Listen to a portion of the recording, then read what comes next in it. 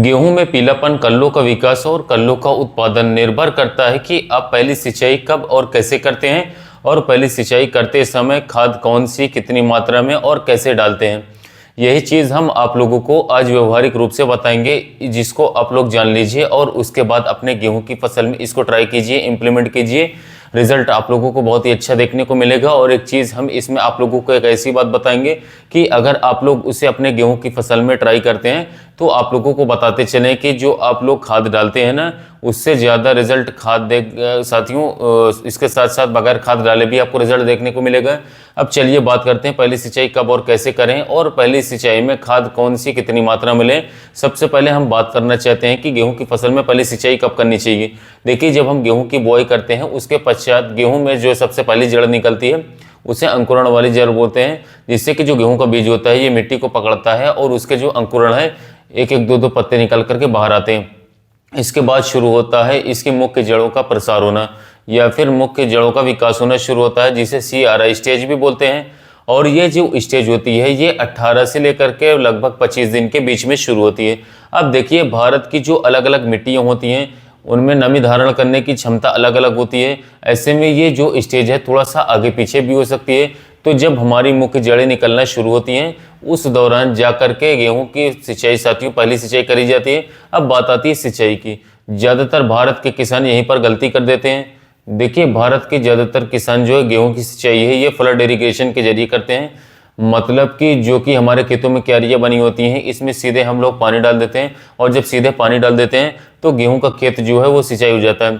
सामान्यतः किसान इसी तरीके से सिंचाई करते हैं, लेकिन इस तरीके से सिंचाई करने में सबसे बड़ी समस्या ये आती है कि जो हमारी मिट्टी होती है वो जाम हो जाती है, जिससे कि जो हमारे गेहूं की मुख्य जड़ें जो हैं विकास करना शुरू कर रही होती हैं वो अच्छे से विकास नहीं कर पाती हैं, जिसकी वजह से सिंचाई के कुछ ही दिन के पश्चात आप लोग एक चीज़ देखते होंगे दोस्तों कि जो आपके गेहूं की फसल की जो पत्तियाँ होती हैं ये पीली पड़ने लगती हैं। तो मतलब जो जड़ अच्छे तरीके से काम नहीं कर पाती हैं तो पत्तियाँ पीली पड़ना स्वाभाविक हो जाती हैं। अब जो फ्लड इरिगेशन के जरिए सिंचाई की जाती है इसमें गेहूं की फसल में पीलापन और कल्लों का विकास होता है, जिसकी वजह से जो हमारा उत्पादन होता है सत्व ये कम होता है। देखिए, जो ठंडों गेहूं की फसल होती है जैसे कि गेहूं है, चना है, मटर है, सरसों है, इत्यादि प्रकार की जो फसलें होती हैं इनको डायरेक्ट पानी चाहिए ही नहीं। अगर आपके खेत में भरपूर नमी है तो ऐसे में ही उनका विकास अच्छी तरीके से होता रहता है। तो दोस्तों फिर हम क्या कर सकते हैं। देखिए, जब भी आप लोगों को फ्लड इरिगेशन के जरिए सिंचाई करते हैं तो आप लोग जहाँ पर पानी नहीं पहुँचता है वहाँ पर हाथ से या फिर साथियों किसी भी अन्य यंत्र से आप लोग पानी पहुँचा देते हैं। तो कुछ दिन के बाद आप लोग देखते हैं कि वहाँ पर आपका जो गेहूँ होता है दोस्तों यह ज़्यादा हरा भरा हो रहता है और वहाँ पर ज़्यादा कल्ले निकल करके आते हैं। तो साथियों ये जो पानी आप दिए हैं वो क्या करता है कि ऊपरी परत तो भीग गई, नीचे नमी स्टोर हो गई। तो ऐसे में जो जड़ें हैं साथियों वो बुरबुरी मिट्टी में जाती हैं और अच्छे से विकास करती हैं, तो भोजन ज़्यादा बनाती हैं और पौधे का विकास ज़्यादा होता है साथियों, जिसकी वजह से आपके जो गेहूं का उत्पादन है, कल्लों की संख्या और पीलापन जो साथियों ये देखने को बिल्कुल भी नहीं मिलता है। तो आपका जो ये तरीका होता है साथियों वो ज़्यादा बेहतर होता है। तो इस तरीके से अगर हम करना चाहें तो क्या करना चाह सकते हैं साथियों। तो इसके लिए क्या है साथियों, अगर आप फ्लड इरिगेशन कर रहे हैं, कोई और जुगाड़ नहीं है, तो ऐसे में आप लोगों को बहुत ही हल्की सिंचाई गेहूं की फसल की करनी चाहिए। दूसरी चीज़ ये है साथियों कि अगर आप लोग ड्रिप लगा करके रखें हैं तो आप लोग ड्रिप की सहायता से सिंचाई कर सकते हैं। लेकिन साथियों जो ड्रिप होता है ये फ्लड इरिगेशन की अपेक्षा अच्छी तरीके से सिंचाई तो करता है, लेकिन इससे भी अच्छा तरीका एक है या मिनी स्प्रिंकलर जो आता है या फिर रेन गन की सहायता से सिंचाई करना। जब आप लोग रेन गन की सहायता से सिंचाई करते हैं या फिर मिनी स्प्रिंकलर की सहायता से सिंचाई करते हैं तो होता यह है कि जो हमारी मिट्टी की ऊपरी 1 इंच की परत होती है ये अच्छी तरीके से भीग जाती है और जो हमारी जड़ें होती हैं वो 1 इंच के नीचे मिट्टी में होती है और वहाँ पर आपकी जो मिट्टी होती है साथियों वो पूरी तरीके से बुरबुरी होती है, जिसकी वजह से साथियों आपके गेहूं की फसल का विकास अच्छे तरीके से होता है। तो आप लोग drip, mini sprinkler, rain gun या फिर फ्लड इरिगेशन जैसे भी करने जा रहे हैं सिंचाई, सावधानी एकदम रखें कि मिट्टी ज्यादातर बुरबुरी बना करके रखने का प्रयास करेंगे तो गेहूं की फसल में पीलापन और इसके साथ साथ उसमें जो कल्लों का विकास होता है ये ऑटोमेटिक होगा बगैर खाद दिए। खाद से ज़्यादा रिजल्ट आप लोगों को देखने को मिलता है, क्योंकि साथियों जो आप लोगों की गेहूं की जड़ें होती हैं वो ज़्यादा विकास कर पाती हैं और मिट्टी से ज़्यादा भोजन उठा पाती हैं आसानी से।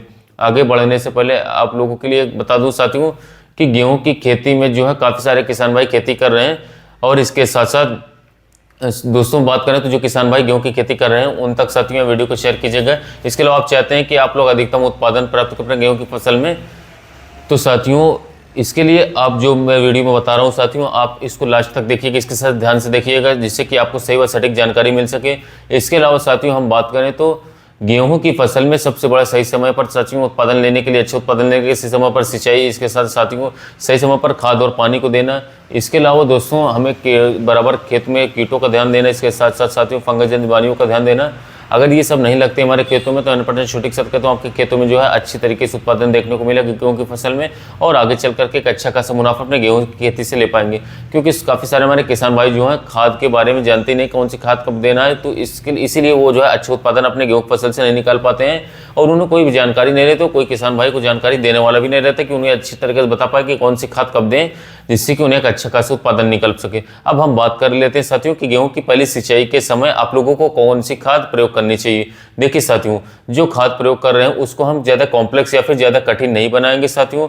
जो भारतीय किसान प्रयोग करते हैं उसमें थोड़ा सा इम्प्रूवमेंट हो सके, उनकी फसल अच्छी हो सके, इस वजह से थोड़ी सी खाद हम उसमें जो है एक्स्ट्रा ऐड किए हुए हैं। अगर वो चीज़ आप लोग प्रयोग करते हैं तो रिजल्ट आप लोगों को काफ़ी ज़्यादा बढ़िया देखने को मिलेगा, बेहतर देखने को मिलेगा।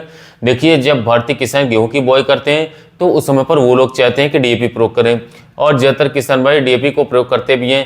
लेकिन जब पहली सिंचाई की बात आती है तो उस दौरान भारतीय किसान जो है यूरिया का प्रयोग कर देते हैं। तो आप लोगों को यूरिया का प्रयोग जो है करना है, लेकिन यूरिया कितनी प्रयोग करना है गेहूं फसल में। देखिए, एक तो आप मिट्टी का चेकअप करा लेंगे तो पता चल जाएगा कि कितना प्रयोग करना चाहिए, लेकिन एक जो सामान्य मात्रा होती है वो 35 किलोग्राम से लेकर के 45 किलोग्राम प्रति एकड़ के हिसाब से होती है साथियों। अब बात करें तो साथियों डोज जो है आप अपने हिसाब से बढ़ा घटाना साथियों चाहते हैं तो चेक कर सकते हैं, पर कोई खास रिजल्ट आपको देखने को नहीं मिलेगा, उल्टा नुकसान देखने को मिल सकता है। तो जो खादें बताई जाती है साथियों, उन्हें सही तरीके से यदि आप उपयोग करते हैं अपने खेतों में तो आपको काफ़ी अच्छा रिजल्ट देखने को मिलेगा।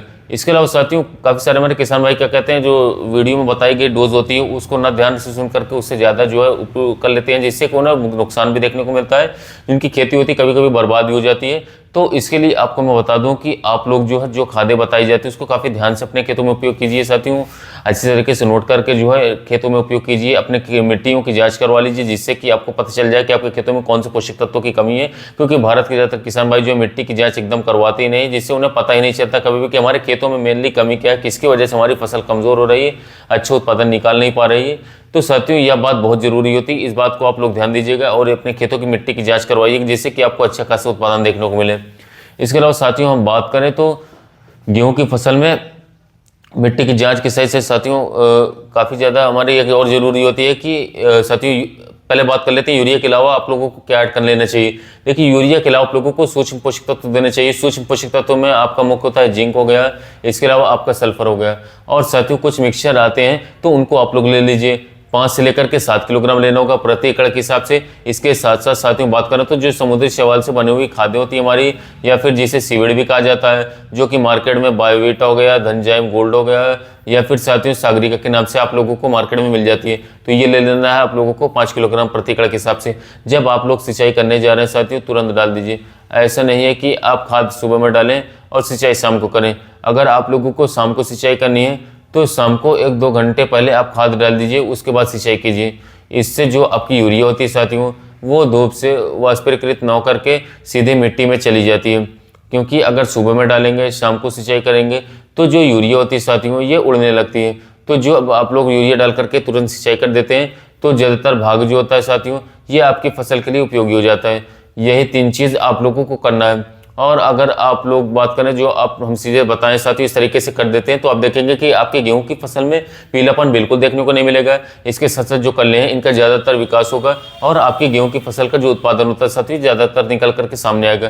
क्योंकि अगर आप लोग पहली खाद और सिंचाई के समय ही गलतियाँ कर देते साथियों तो आप लोग देखते हैं कि जहाँ पर आप ज़्यादा मात्रा में पानी लगा देते हैं वहाँ पर गेहूं की फसल में पीलापन आ जाता है और इसके साथ साथ वहाँ पर गेहूं का अच्छे से विकास भी नहीं हो पाता है। तो यही मुख्य कारण होते हैं साथियों गेहूं की फसल में उत्पादन को प्रभावित करने वाले कारक होते हैं। क्योंकि जो किसान भाई जो है ज़्यादा उत्पादन प्राप्त करते हैं वो कुछ स्पेशल नहीं करते हैं, वो यही करते हैं कि हर क्षेत्र में टहल करके बराबर खेत में देखते हैं, इसके साथ साथियों बराबर पौधे का विकास करवाते हैं जिससे कि एवरेज प्रोडक्शन का बढ़ करके आए। ऐसा नहीं है कि एक एरिया में लगाएं उनमें जो है कुछ एरिया में कम प्रोडक्शन देखने को मिले और कुछ एरिया में ज़्यादा देखने को मिले। तो आप लोगों को ध्यान देना है कि साथियों कि ओवरऑल प्रोडक्शन हमारा अच्छा है, खेत एक समान रूप से चले।